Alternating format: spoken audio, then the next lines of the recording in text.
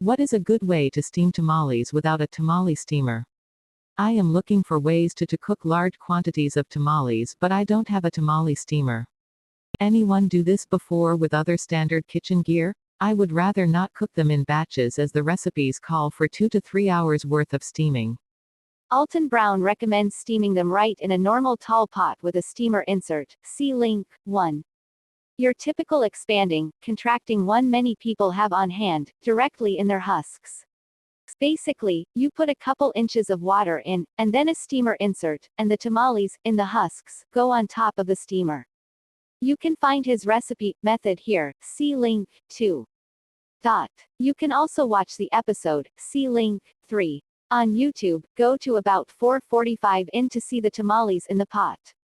If you don't have a steamer insert of any kind, I would imagine you could fashion something out of aluminum foil without much problem.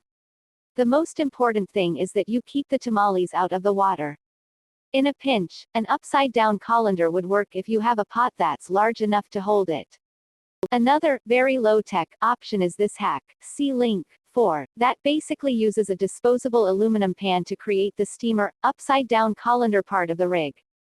This seems like a pretty easy, straightforward solution. Edit, as Michael points out in the comments, this seems like it could be a huge mess.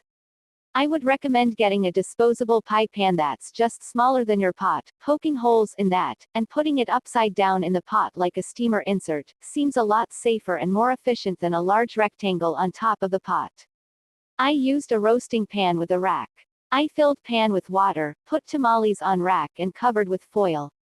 I used 400 degrees for an hour and did 12, but could have fit a bit more.